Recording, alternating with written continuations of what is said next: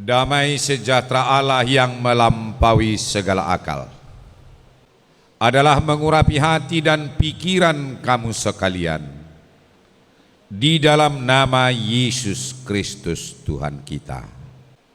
Amin. Shalom. Selamat Advent buat kita. Firman Tuhan untuk kita pada hari ini di Minggu Advent yang ketiga diambil dari kitab Lukas pasal yang pertama ayat 26 hingga ayat yang ke-38. Mari Bapak Ibu Saudara sekalian, kita akan membacanya secara responsoria atau berganti-gantian. Pemberitahuan tentang kelahiran Yesus. Dalam bulan yang ke-6, Allah menyuruh malaikat Jibril pergi ke sebuah kota di Galilea bernama Nazaret. Ketika malaikat itu masuk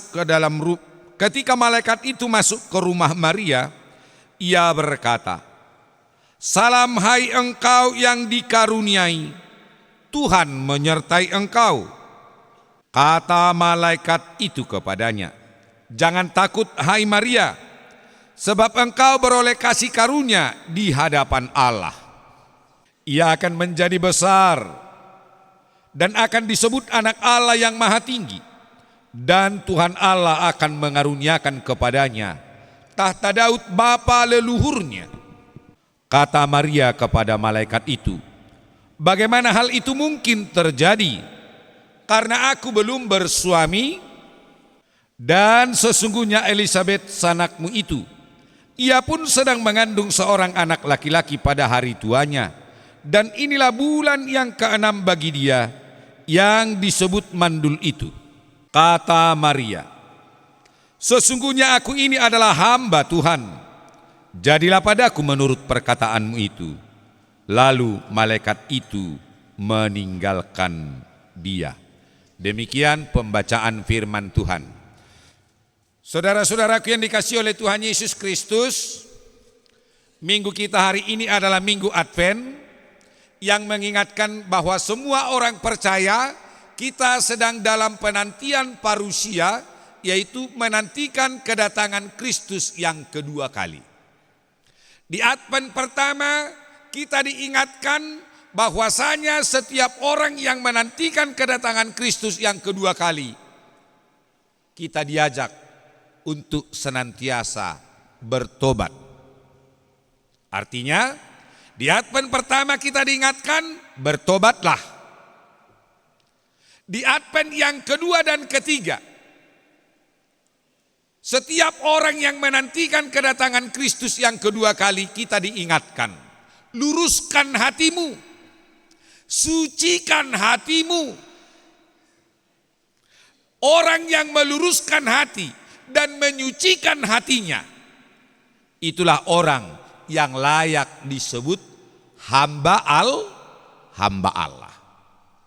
Karena orang yang lurus dan suci hati, itulah orang yang mau taat, tunduk, takwa kepada Allah.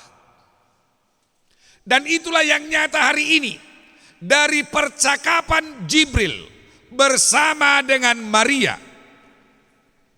Ketika Jibril mengatakan, "Salam bagimu hai yang dikasihi oleh Allah, engkau beroleh kasih karunia daripada Allah." Maria bertanya, "Apa arti salam itu? Engkau beroleh kasih karunia dari Allah. Engkau akan mengandung dan akan melahirkan seorang anak, dan berilah namanya Yesus." Namanya manusia. Kita manusia ini sering mengandalkan rasio. Memang kita diciptakan Tuhan memiliki rasio atau mempunyai kekuatan pikiran. Tapi Bapak Ibu ingat, Tuhan juga mengatakan, janganlah kamu bersandar kepada pengertianmu pikiran itu juga harus takwa, tunduk kepada Allah. Jadi ketika Maria merespon perkataan Jibril, dia mengatakan, bagaimana mungkin saya belum menikah?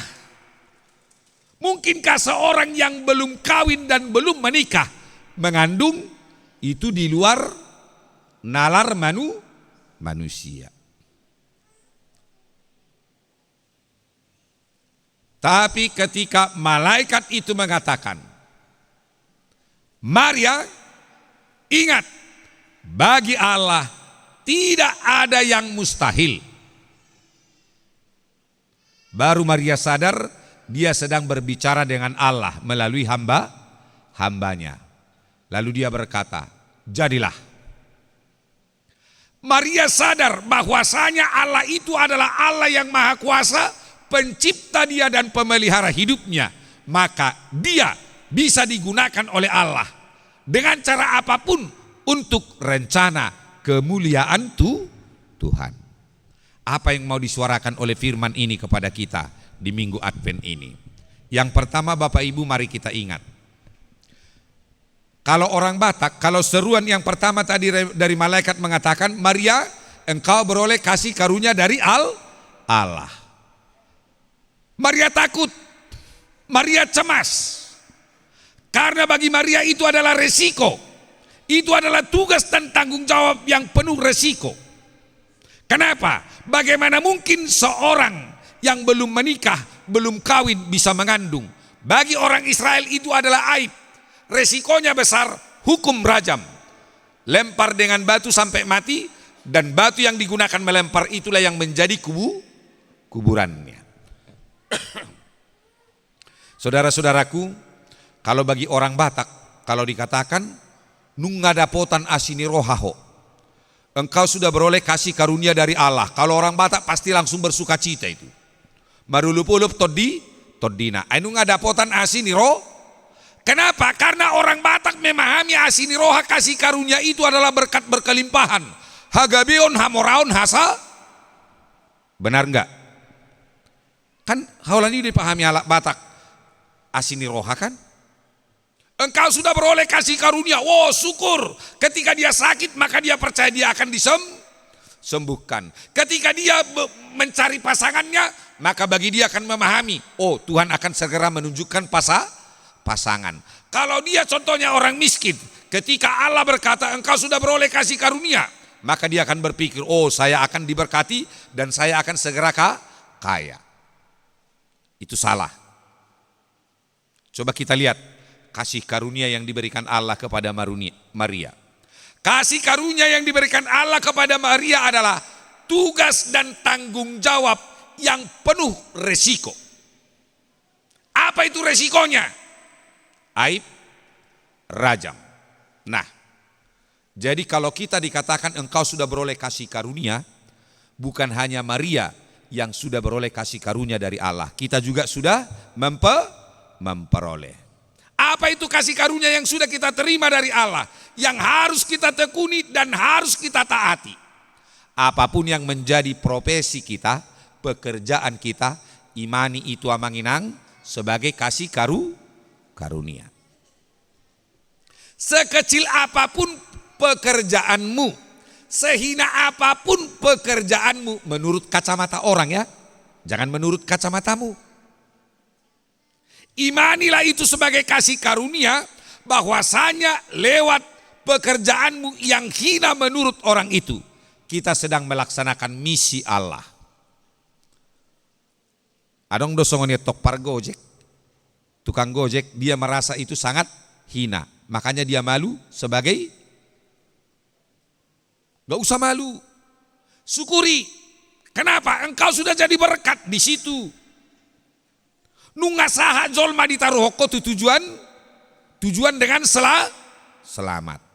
Cuma kita ini kadang orang Batak ini ketika sudah sampai di tujuan, mungkin kita naik travel atau naik ojek, jarang kok tadok terima kasih kan? Kenapa? Karena kita sudah bayar, itu salah.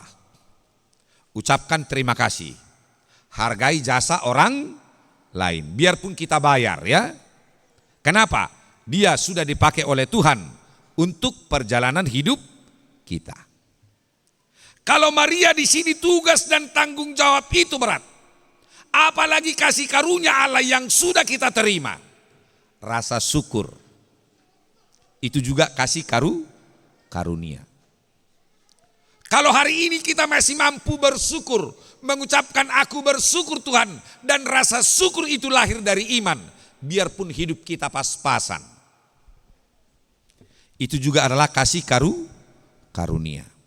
Orang yang tidak mampu bersyukur, seminggu rasa setahun. Hidup segan mati tak mau. Nah cita jolma naso bersyukur. Hidupnya selalu dalam keluhan demi keluhan. Lihat orang yang mengeluh pasti cepat tua. Orang yang selalu mengeluh dalam hidupnya, tekanan darahnya pun pasti nggak normal. Denyut jantungnya pun pasti nggak normal. Tapi orang yang selalu bersyukur, dia enjoy dalam hidup. Dia dinamis dalam hidup. Dia semangat bekerja. Kenapa? Karena rasa syukur akan melahirkan pengharapan. Dan pengharapan itu akan selalu menuntun dia mengatakan, hari esok jauh lebih indah daripada hari. Itu adalah kasih karunia. Suatu ngadong menganggap hari esok itu masa suram. Jangan. Itu bukan ajaran Yesus. Ajaran Yesus, hari esok adalah hari damai sejahtera. Apalagi kasih karunia yang sudah kita terima dari Tuhan. Kasih karunia yang paling berharga yang sudah kita terima dari Tuhan adalah pengampunan dosa. Ketika kita berdoa dan mengaku dosa-dosa kita di hadirat Tuhan, kita harus yakin dan percaya bahwasanya kasih Allah jauh lebih besar daripada murkanya. Dia sudah mengampuni dosa kita. Oleh karena itu, Anda tidak perlu lagi dikejar oleh rasa bersalah. Adong gue boto hamu jolma na saya dikejar rasa bersalah. Adong do dihitaon na songoni. Daong. Merasa benar semua ya. Orang yang percaya, yang sudah mengakui dosanya di hadirat Tuhan, kita harus percaya kasih Tuhan jauh lebih besar daripada murkanya. Dia sudah mengampuni dosa kita dan sudah melupakan setiap kejahatan kita. Oleh karena itu jangan ingat lagi dosamu. Tuhan sudah mengampuni, gak perlu kau dikejar rasa bersalah dalam hidup. Adonggo hiasongoni. Ini namanya kita orang Batak ya kan? Semasa hidup ayah dan ibunya, dia punya sifat durhaka. Tapi begitu ayahnya sakit keras, robarita naneng Roma huamang. Alani perbedaan, alani mohok miatetena, tunatoras naon, dia merasa pembagian warisan tidak adil. Ale manang nabuape, hati seorang anak juga pasti tergerak. Alai di tongkat dalat dope manang amati bapak no. Akhirnya selama hidup, karena ada kata-kata dia yang menyakitkan hati ayahnya, gak bisa ini rasa dikejar bayangan memana terus. Alai hudok matu ibana. Kamu harus yakin, jika kamu mengaku dosamu kepada ayahmu lewat Yesus Kristus, dosamu sudah diampuni. Jadi unang adong boladong namanya satu hita, ayah anu nang dosa ni bapak kunahinan, jangan lagi. Ado dosa nyopuku, jangan lagi. Kita sudah beroleh kasih karunia pengampunan dosa, dan itulah yang akan kita layankan hari ini lewat baptisan kudus. Karena ketika anak itu dibaptis di dalam nama Allah Bapa, Anak dan Roh Kudus, maka dosa warisan itu akan diputus. Aku akan membalaskan kejahatan seorang ayah kepada anak-anaknya, kepada keturunannya yang pertama dan ketiga keempat. Dengan baptisan kudus, itu adalah kasih karunia Allah, di mana dosa warisan diputuskan dan setiap manusia bertanggung jawab akan dosanya sendiri. Jadi amanginang, anak-anak ini juga adalah kasih karunia Allah. Kasih karunia Allah itu, ini adalah perjuangan. Tugas tanggung jawab seorang ayah dan ibu bukan hanya membesarkan mereka secara fisik, tidak.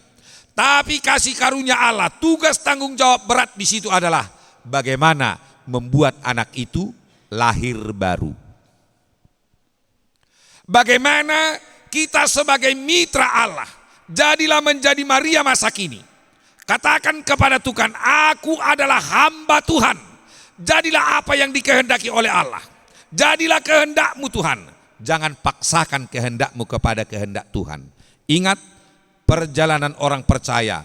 Di dalam setiap perjalanan kita, pribadi lepas pribadi, keluarga lepas keluarga, banyak misteri Allah.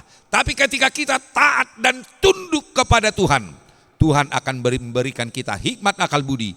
Sehingga di dalam perjalanan itu kita akan dikuatkan, kita akan dimampukan. Karena di sini Allah juga berfirman kepada Maria, Allah akan menaungi engkau dengan kuasa Roh Kudus. Ingat, Roh Tuhan selalu bersama dengan kita. Tuhan tidak pernah meninggalkan kita. Dan Dia selalu berbicara kepada kita lewat suara hati kita. Oleh karena itu, biarlah kita mendengar suara Tuhan, luruskan hatimu, supaya kita menjadi hamba yang taat hari ini, esok, dan sampai selama-lamanya. Amin, kita berdoa. Tuhan Yesus, kami bersyukur Tuhan di minggu Advent ketiga, Engkau mengingatkan kami, supaya setiap kami yang Engkau ciptakan sebagai manusia, Engkau menganugerahkan kepada kami pikiran, rasio. Sungguh Tuhan, kami sering bertuhankan rasio kami. Kami sering bertuhankan pikiran kami. Kami sering bertuhankan pengertian kami. Bahkan kami sering memaksakan kehendak kami kepada Tuhan. Sama seperti Maria. Ketika Engkau berfirman lewat hamba-Mu Jibril, dia berkata, bagaimana mungkin itu bisa terjadi? Tuhan,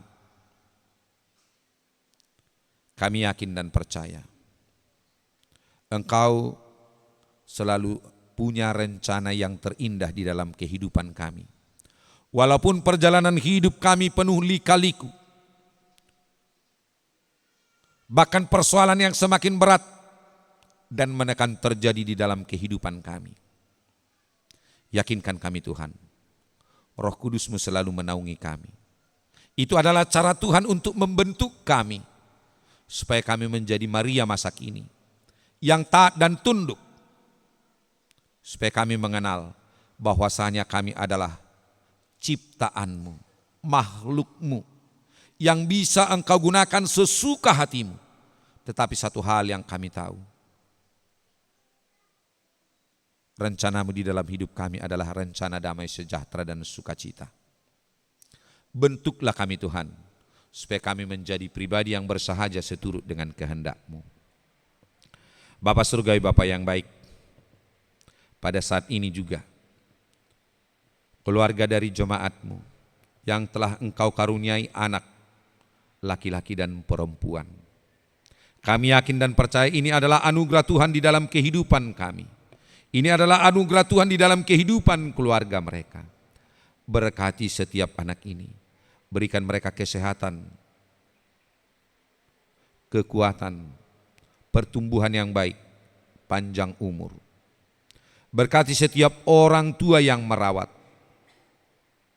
Berkati setiap pekerjaan dan usaha mereka. Mampukan mereka menjadi ayah. Mampukan mereka menjadi ibu. Mampukan mereka menjadi guru, menjadi imam, dan menjadi sahabat buat anak-anak ini. Supaya oleh mereka Tuhan, dan urapan yang daripada Tuhan kepada setiap orang tua. Setiap orang tua mampu menjadi mitra Tuhan, sehingga mereka dimampukan untuk mendidik dan membesarkan anak ini, sehingga setiap anak-anak ini beroleh hidup yang baru yang daripada Tuhan. Ya Tuhan, kami juga berdoa bagi saudara-saudara kami yang pada saat ini tidak bisa hadir di rumah Tuhan oleh karena alasan sakit penyakit.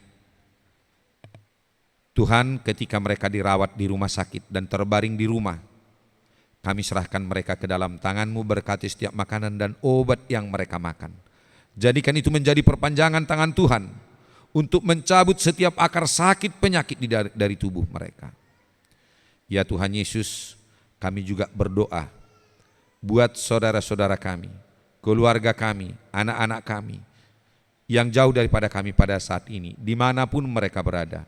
Biarlah perlindungan dan penjagaan Tuhan juga mereka bisa nikmati sama seperti Bapa menjagai kami di tempat ini. Ampuni kami Bapa atas segala dosa dan kekurangan kami. Inilah kami Tuhan, dengar dan sempurnakan doa kami, yang kami panjatkan hanya di dalam nama Yesus Kristus Tuhan dan Juru Selamat kami. Amin.